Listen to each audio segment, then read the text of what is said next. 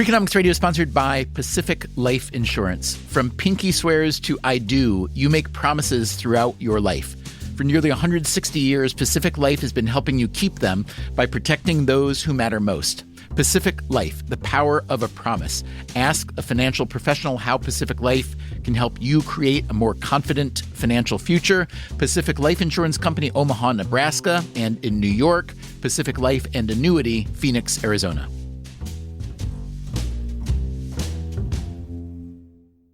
Carter's has your family covered for every summer first steps, first swim lesson, or first sleepover. Our clothes help kids and parents shine, thanks to comfy design and easy dressing details. Visit Carter's.com to shop the latest styles or find a Carter's store near you. Avoiding your unfinished home projects because you're not sure where to start? Thumbtack knows homes, so you don't have to. Don't know the difference between matte paint finish and satin? Or what that clunking sound from your dryer is? With Thumbtack, you don't have to be a home pro. You just have to hire one. You can hire top-rated pros, see price estimates, and read reviews, all on the app. Download today.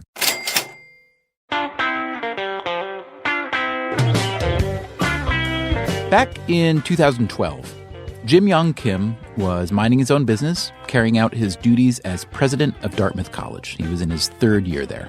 Then his phone rang, and he learned that the President of the United States wanted to hire him away.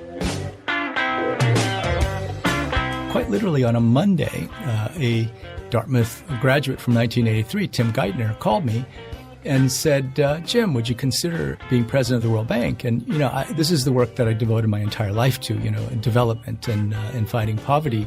And so, I called the chair of my board right away, and I said, the president's asking me to consider this. I have to do it. And so that was a Monday. I flew down and met with President Obama on a Wednesday. Did you know him previously? I had met him once before, but my first sit-down meeting with him was in the Oval Office to talk about this particular job. And then on that Friday, we were in the Rose Garden, and he was announcing me as the U.S. candidate. When a nation goes from poverty to prosperity, it makes the world stronger and more secure for everybody. That's why the World Bank is so important. And that's why the leader of the World Bank should have a deep understanding of both the role that development plays in the world and the importance of creating conditions where assistance is no longer needed. I believe that nobody is more qualified to carry out that mission than Dr. Yong Kim. I still had to campaign. I had to compete for the job, but it all happened in the course of 1 week. So it was really quite a whirlwind. Now, most previous World Bank presidents were either former bankers, lawyers, or government officials. You, meanwhile, are a physician, anthropology PhD, college president, spent most of your life in academia and nonprofits, not even an academic economist, as though that were a higher credential, which I don't mean to imply. But what does it say about the World Bank or President Obama or you or the shape of the world, and especially the shape of development and new ideas in development, that a guy like you wound up in a place like this? Well, I remain extremely grateful to President Obama. I mean, let me tell you how that conversation went. He put it right on the table, as he always does. He said, look, Jim, what am I going to tell the people around me who tell me that I should appoint a macroeconomist? What justification can I give them for nominating you? And so I started right off by saying, well, President Obama, have you read your mother's dissertation?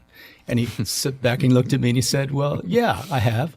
And I said, well, you'll remember that your mother argued that the entire world thought that the artisanal industry in Indonesia would be wiped out, especially metal workers would be wiped out by globalization. But what she showed was that, in fact, that industry thrived. Globalization actually gave a boost to that industry. And I said, that's what I do. I've been doing development on the ground for the last 25 years.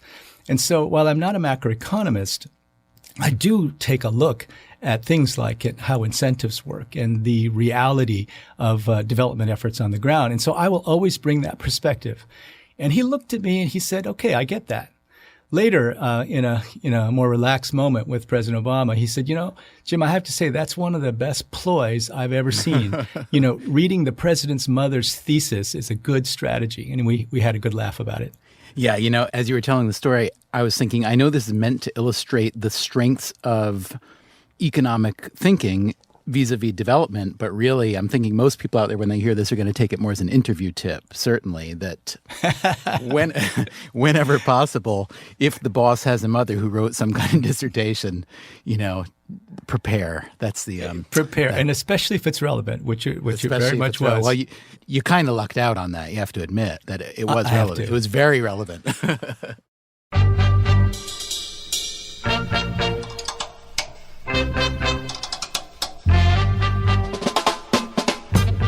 From WNYC, this is Freakonomics Radio, the podcast that explores the hidden side of everything. Here's your host, Stephen Dubner.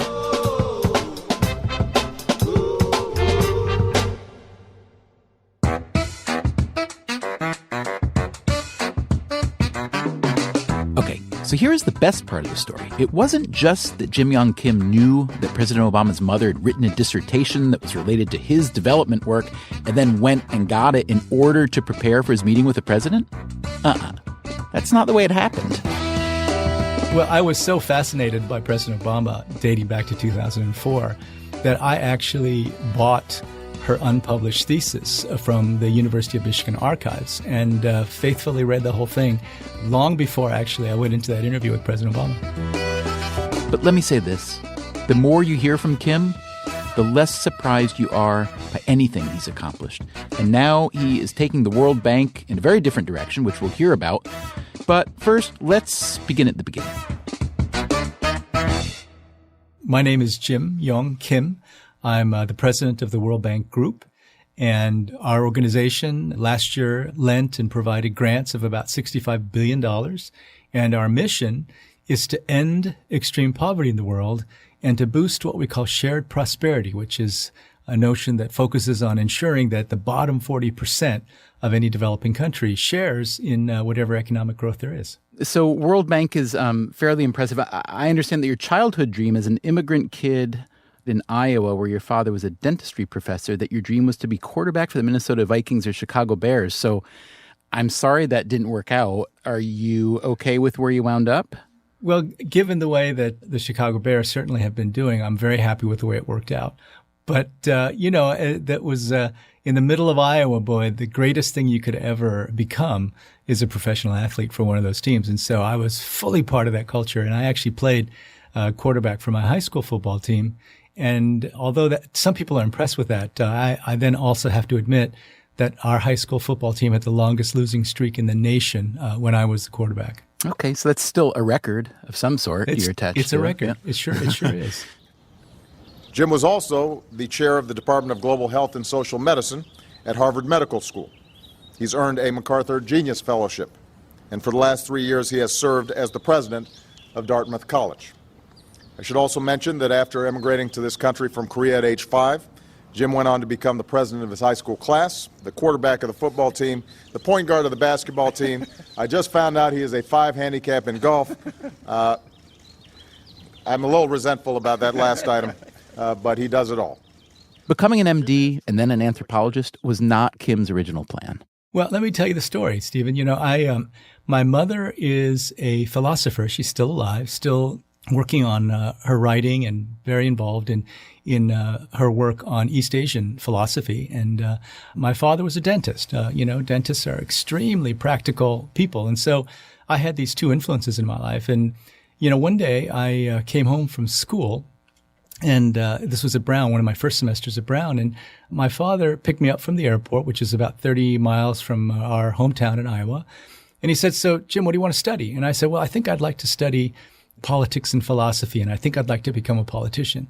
And so he slowly pulled the car over to the side of the road, looked back at me, and he said, "Look, Jim, when you finish your internship and residency, you can do anything you want."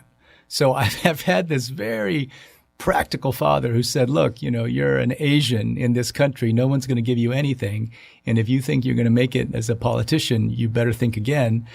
You can do that. But first and foremost, get a skill where you actually can help people." Now, let's go back when you were in nonprofits or NGOs or whatever form they were in, where you were trying to bring health care and bring, deliver all different kinds of necessary and often very primary health care to especially poor places around the world. You were not a fan of the World Bank. You were active, I've read, in the 50 Years is Enough movement that campaigned to shut the bank, as well as the IMF, contending they did more harm than good. That's the report, at least, that I've read. Tell me, A, if that report is true, how true it is, and what led to your evolution in thinking about an institution like the World Bank. Well, it's true, and there's actually good evidence that it was true. I was one of the editors on a book that's entitled Dying for Growth, Global Inequality in the Health of the Poor. And it basically was a critique of the approach that many of the international financial institutions had taken to health. And at the time, what we were arguing was that an overly narrow focus on growth of GDP was really not the approach that we thought would lead to the kind of results that everyone seemed to want to have. In other words, there were arguments that you should restrict social spending, including on health and education. And so what we were arguing is that we should focus on more than just GDP growth, and we should really try to take a much more nuanced view of what are the factors that are important in lifting people out of poverty. And that's really the direction that the World Bank has gone in a major way in the last 20 years. And so I'm very glad we lost the 50 years is enough argument, because the institution is very different now than it was before. And I think that's what made it possible for me to lead the institution. The ideas have changed, and partly, and this is what you guys have done so beautifully in both Freakonomics and Super Freakonomics, is you've actually made hypotheses, but then you've looked at the data. So the data now are overwhelming in that investments in health and education, for example, are critical aspects of a growth strategy. You know, Larry Summers published a paper just a year ago showing that in low and middle income countries, fully 25% of the economic growth experienced between 2000 and 2011 was due to better health outcomes. So we don't, at this institution, and we have not for a long time, thought about health and education as simply expenditures. We now think of them as fundamental investments in human capital that will lead to growth. And so the institution itself, and this is what's great about the World Bank Group, the institution itself has really looked at the data, really looked at the evidence carefully, and we've shifted a great deal. Okay, so the World Bank recently released a World Development Report titled Mind, Society, and Behavior, which I have to admit does not sound right off the bat like a World Bank report from the past, for sure. And it argues for really a new viewpoint or new mindset for attacking poverty. So if you could begin, Dr. Kim, just tell me the background. Were you behind this? Who was behind it? And what was the impetus? Well, it came out of a pretty straightforward discussion that Kaushik Basu, our chief economist, himself originally from India, but a celebrated professor of economics, development economics at Cornell for many years. And he and I were just sitting down one day, and we started talking about behavioral economics, and we started talking about some of the work that I had become fascinated with when I was at Dartmouth about things like willpower and grit and how they had an impact on success in life and development. And so, you know, he suggested one day that we just take this on. And so that's how it came to pass. It was a recognition that we really needed a rethink of where we were going with development strategy.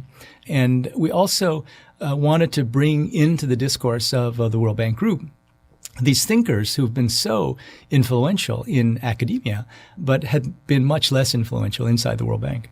Interesting. Yeah. As I read the report, it struck me as basically a kind of a best practices white paper that distills really much of the field, if not the entire field of behavioral economics, and highlights the sort of cognitive biases and illusions and the antidotes to those problems that a lot of people have been thinking and talking and writing about for many years, as you've said, primarily within academia, but not exclusively. And one point the report makes is that a lot of these insights are, in retrospect, pretty obvious. Things like framing and anchoring and social norms, which other people call peer pressure. And it struck me that, you know, Adam Smith, who we commonly think of as the father of classical economics, was probably a lot more in tune with that human side of the human being than most economists of the mid and late 20th century. So I'm curious how you think that economics, again, granted not your field, but you certainly know plenty about it, how do you think economics got so far away from considering a human being what a human being really is. And why has it taken so long and so much effort to get back to this new old view? Well, it's a great question. I, as an anthropologist, actually in grad school, we did read Adam Smith. And most of us were very surprised to hear him writing about moral sentiments and the profound moral voice that really is everywhere in his work and his writing. There is a field of economic anthropology that's been around for a long time. And I remember in one of my first early seminars in anthropology graduate school, we took on the phenomenon of the potlatch. Now, in the Northwest Coast Indians would try to outduel each other in seeing how much of their most valuable possessions they could burn. That was the potlatch. And of course, from a rational perspective, why on earth would you burn your most valuable things? And, Franz Boas, one of the early patriarchs of the field of anthropology, went deeper and deeper into it and showed that, in fact, social status was so important to the Northwest Coast Indians that they were willing to do this, and that the benefits from actually doing this were greater often than what they would burn. And so we have been trying to make sense of seemingly irrational behavior in anthropology for a very long time. And I think that the assumptions that economists make about rationality have actually led to the rapid development and growth of the field. I mean, economists have, generally speaking, compared to other social scientists, been much more focused on quantification and sophisticated modeling. And I think you have to have a set of assumptions in order to make a field that's trying to do that grow. And so they started with that. But we have to remember Daniel Kahneman won his Nobel Prize on looking at different ways of thinking and questioning the assumptions that economists were making in 2002. And so his work predates that by quite a bit. And so we really took his notion that there's, these two kinds of thinking, fast thinking, slow thinking, and try to apply it to development work. And the fundamental messages are that, one, people think automatically, that they think quickly, and they don't think on the basis of ration and reason and looking through the evidence. That people think socially, in other words, other people who have the same thoughts influence them quite a bit, and they work on the basis of mental models that are often unconscious. And so, we looked at those three kinds of thinking and tried to understand if there had been examples of people utilizing that insight to actually get better outcomes, and we found quite a few.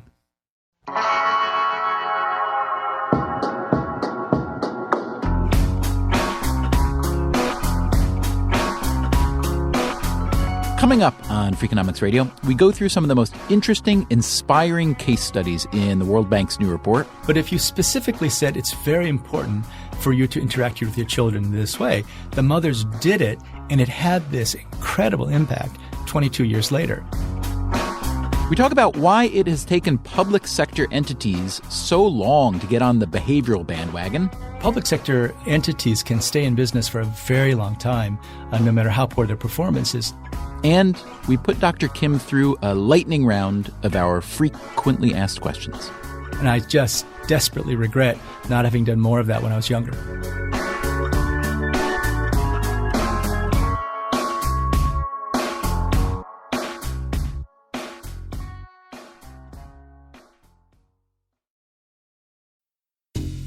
Freakonomics Radio is sponsored by Cash App. Bitcoin is often talked about as an investment, but it was built to be used. With Cash App, you can actually do that. Send Bitcoin instantly, pay at local Square businesses that accept it, or move it to your own wallet whenever you want. It works more like real money and less like something locked in an account. For a limited time, new customers can get $10 added to their balance. Just use code CASHAPP10 when you sign up. And don't forget this part, send at least $5 to a friend in the first 2 weeks. Terms apply. Cash App is a financial services platform, not a bank. Banking services provided by Cash App's bank partners. Bitcoin services provided by Block Inc. brand. For additional information, see the Bitcoin disclosures at cash.app/legal/podcast.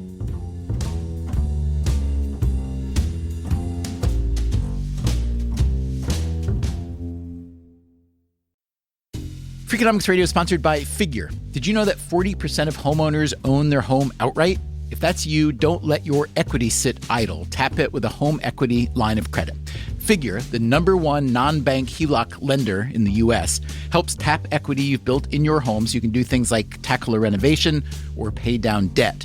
HELOC is a line of credit secured by your home. You can draw what you need, repay, and draw again. Figure offers a 100% online application. Get approved in 5 minutes and funding in as few as 5 days. It's faster than a bank loan and cheaper than a personal loan.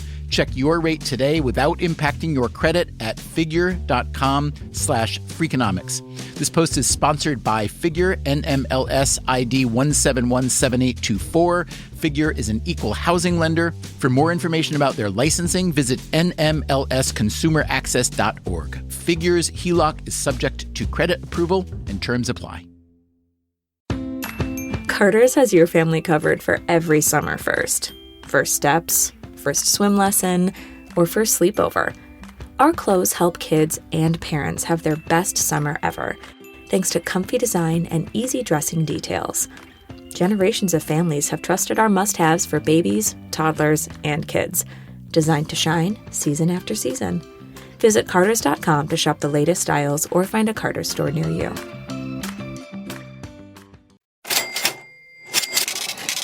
From WNYC, this is Freakonomics Radio. Here's your host, Stephen Dubner.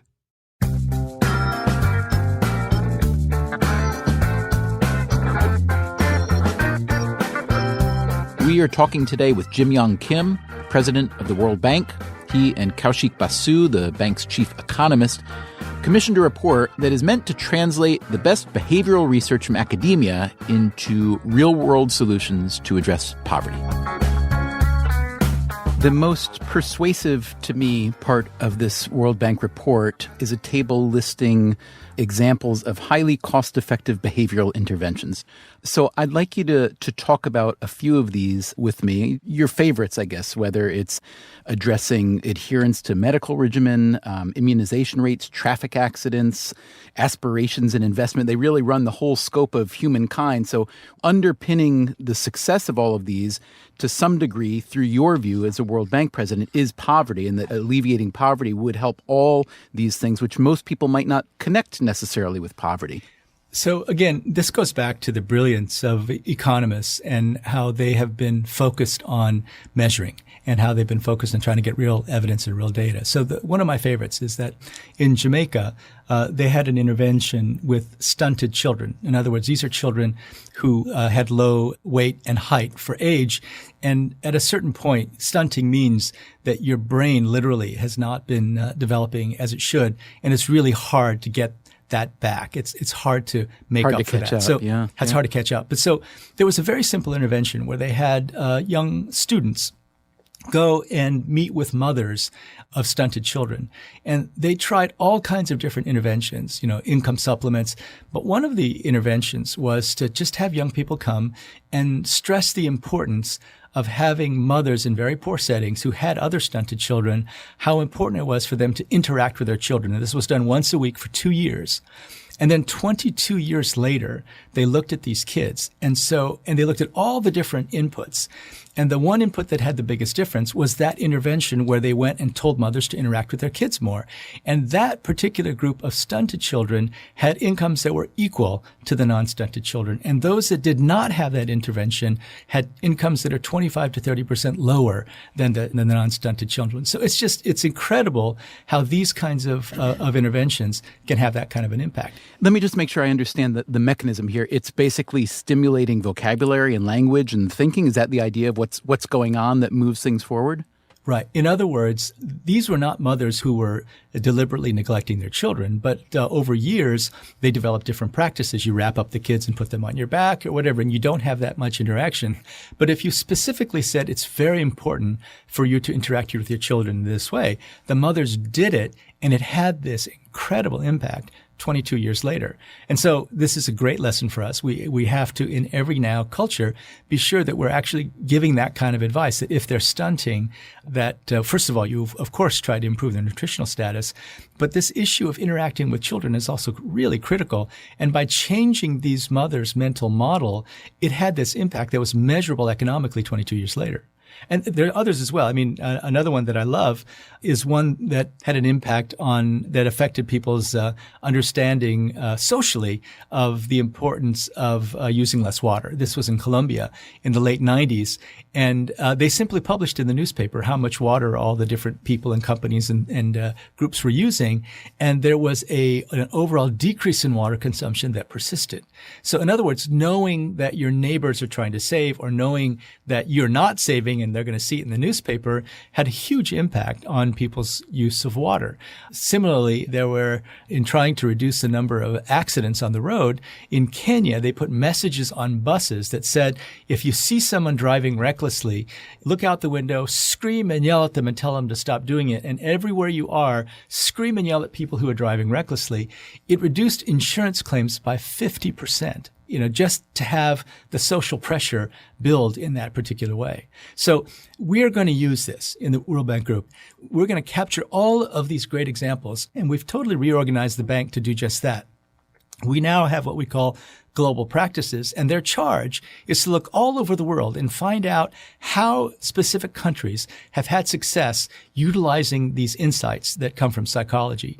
And so in doing that, we hope that they will then take these examples and then adapt them for the local context. One, as an anthropologist, of course, you can imagine I'm going to insist that we respect local contexts, but we feel that we can make tremendous progress if we capture these ideas and bring them to poor countries. But also, we're looking internally because our strong assumption is that automatic thinking, socially influenced thinking, and mental models affect the way we assess projects. So we actually did a study of our own staff, and with the skin cream and the yes, the skin cream. And the minimum wage, and asked them to use the same set of data. Of course, we adapted it to talk about the skin cream, and we had them assess whether skin cream A or B is better for skin rashes. And then using exactly the same data, but in a different context, we asked them to assess whether the minimum wage increased or decreased poverty rates. And they did much better in getting the right answer because based on the data, there was clearly a right answer for both of these questions. They did much better with the skin cream than they did with the minimum wage because, of course, our staff came in with preconceived notions and mental models about the importance of minimum wages. So what we're going to do specifically inside the bank is try to figure out ways where we can get them to do what Daniel Kahneman called slow thinking.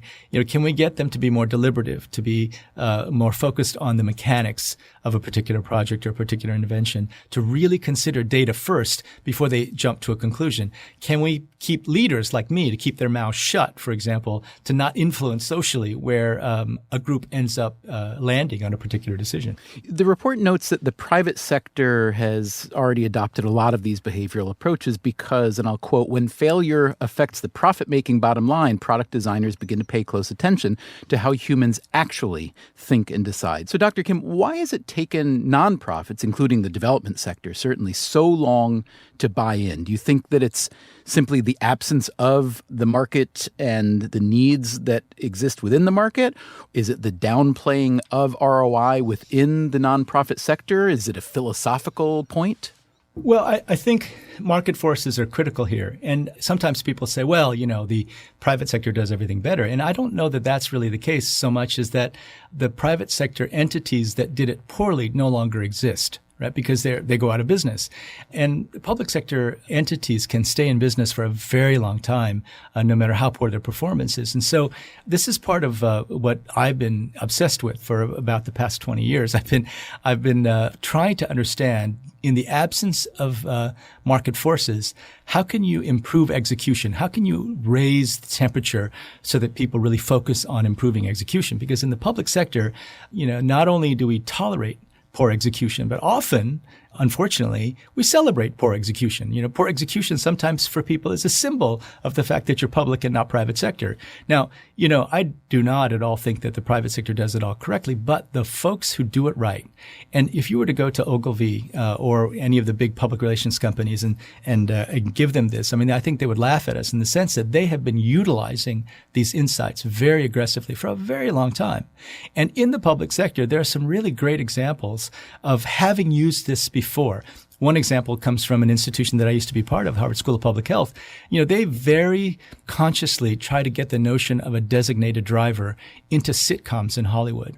And once they got it into sitcoms, it became part of the overall mental model that everyone used, and it's now ubiquitous. And it was the truly the genius of a group of just brilliant public health professionals who realized that they had to shift the mental model on driving while drunk. Cigarette smoking is another one. And so we've done it in bits and pieces.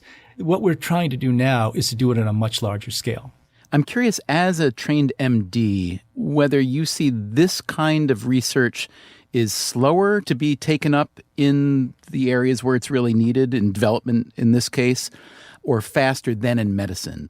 When you look at innovations in medicine, it's not as if you have a new discovery and then immediately everyone in the United States is implementing it. In fact, the lag time from having a really new discovery of something that's on the market that's doable right now to a point when the vast majority of doctors are using them is 17 years. So I've, with a bunch of colleagues in here now at the World Bank, we talk a lot about the science of delivery. In other words, let's not just focus on the basic research that tells us about the molecular mechanisms or, for example, in economics, that might be, fundamental theoretical modeling based on mathematical models. And let's not focus just on the things that we can prove in scientific studies actually work. Let's now focus on how you deliver those insights. Let's focus and be as rigorous as we can be about how you take things to scale. One of my good friends in global health used to say to me, Jim, I'm so sick of pilot projectology. When can we get on to the field of scale-upology, right? That's got to be our main focus.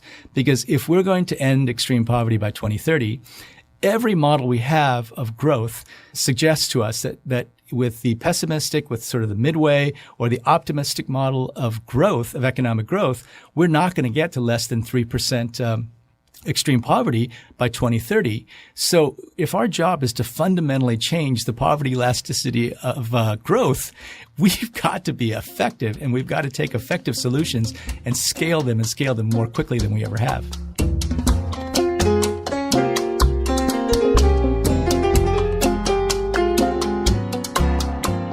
The World Bank has its fans and its detractors. I have to say, it's hard to imagine that Yong Kim can have too many detractors. He seems to bring so many talents to the job. He's smart, plainly, experienced, compassionate. He's a good executive. Don't forget, he's an MD as well. So I know what you're thinking. That's disturbing. Isn't there anything he's bad at? Well, I am happy to report that he is not a very good singer. I had the time of my life, and I never felt this way before, and I swear it's the truth, and I owe it all to you. That is from a student talent show at Dartmouth when Kim was president there. But honestly, even his singing wasn't that bad. He also danced and rapped. You know what? Wasn't that bad at any of those either. So what does the talent show really teach us? Teaches us that Yong Kim has something that very few others in official Washington have: the ability to not take yourself too seriously. And so, even though he is president of the World Bank, we asked him to go through a blitz version of our frequently asked questions. He agreed, of course. Dr. Kim, if you would tell us in 60 seconds or less what you actually do in a given day. I spend a lot of time going through my briefing books, which look like real books, and I get one every day. I'm in meetings all the time with all kinds of people, and I try to, one, keep my mouth shut when me saying something could influence a decision we make, and then make a decision when no one else can make a decision. What's the best investment you've ever made? Financial, emotional, educational, any kind of investment in getting to where you are today? I think one of them, it's rather simplistic, but late in my life, when I was 24, I started learning languages. I only really spoke English till I was 24. When I was 24, I learned to speak Korean because I went back to Korea to do my dissertation research. And so now I speak Korean, which has been great, especially in all my work with Secretary General Ban Ki-moon of the United Nations. It's been great to be able to have secret conversations in the middle of chaos. Then later, I learned to speak Spanish. So it really was worthwhile for me to do that. And I just desperately regret not having done more of that when I was younger. Who's been the biggest influence on your life and work, and why? Well, fundamentally, it's been my mother, who is a Neo-Confucian philosopher, but she's been so influential because at a very young age, I was reading the speeches and the writings of Martin Luther King when I was 9 years old. So Martin Luther King has certainly been a huge influence. And so people like Martin Luther King, people who've taken an idea fundamentally rooted in moral convictions and then changed the world, are the people who inspire me. Tell us one thing you've habitually spent too much on but do not regret. Oh, gosh, it's food. It's eating at restaurants all over the world. In fact, I have a rule when I travel to developing country. For every meal, I want native food, as opposed to thinking that I need French food or Western food. So I've spent a lot of money at a lot of different restaurants. Also with my children, we love to eat. Do you cook as well? Not very well. I used to a lot more, but not much these days. Tell me one thing you own that you should probably throw out but never will. I have a collection of putters, golf putters, that I just can't seem to throw away. It's part of golf. The golf allows for a lot of magical thinking. And so I remember the magical putts I made with some of these putters. And so I've kept them and kept them and kept them, despite efforts of everyone around me to throw them out. The next question was, what do you collect and why? Just asked and answered, or answered without being asked. What's the one story that your family, maybe it's your kids, maybe it's your parents, always tells about you? Well, my brother likes to tell this story. My brother is a gastroenterologist in Los Angeles, and he always says that if he and I were to come to a wall with 3 doors, he would quickly and automatically go through the door that was open, but that I would put my head through the wall just in case that was a better way to approach getting to the other side. So, of course, the story is that I've always chosen the most difficult path, but it served me very well. Interesting. Well, that either leads perfectly into or totally obviates my final question, which is, I wanted you to tell me about something that you once quit and why and how it worked out. But if you're willing to put your head through a wall, you may never have quit anything at all. Did you? I did. I actually quit my infectious disease fellowship. Now, this was in about the 30th consecutive year of being involved in education, from the age of 5.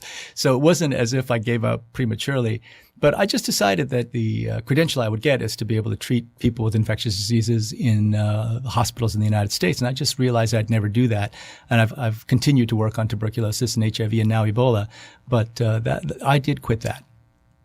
Dr. Kim, thanks so much. It was a pure pleasure to speak with you, and I learned a lot, and I'm sure everyone listening will as well. And thank you so much for making the time.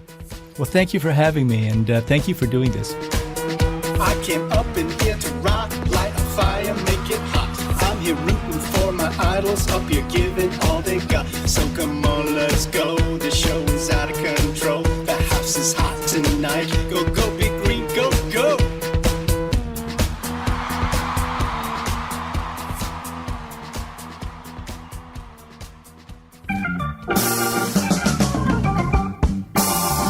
Hey, podcast listeners, on the next episode of Freakonomics Radio, how for-profit firms have brought behavioral economics into the workplace.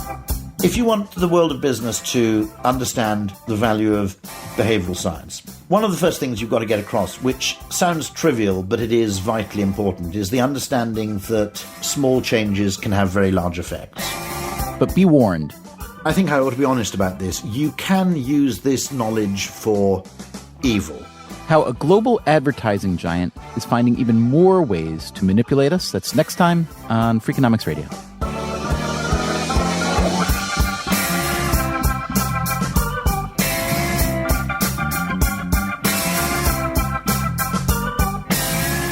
Freakonomics Radio is produced by WNYC and Dubner Productions. Our staff includes Greg Rosalski, Caroline English, Susie Lechtenberg, and Chris Bannon, with help from Christopher Worth, Anna Hyatt, Rick Kwan, David Herman, and Merritt Jacob.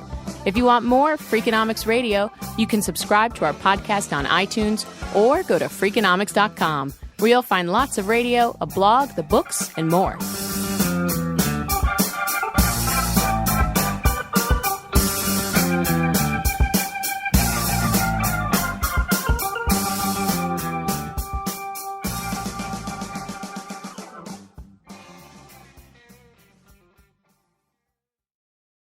Hi, I'm Angie Hicks, co-founder of Angie. One thing I've learned is that you buy a house, but you make it a home. For decades, Angie's helped millions of homeowners hire skilled pros for the projects that matter. Angie, the one you trust to find the ones you trust. Find a pro for your project at Angie.com.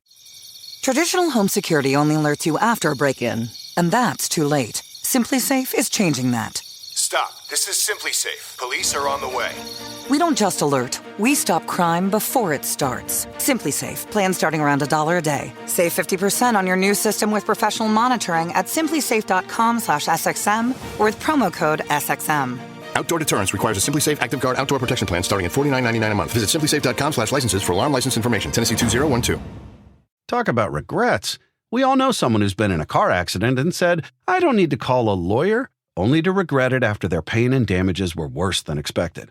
When someone hurts you, you deserve to be compensated fairly. Morgan & Morgan is America's largest injury law firm, fighting for the people for over 35 years. Injured? Visit forthepeople.com/podcast. That's forthepeople.com/podcast. Their fee is free unless they win.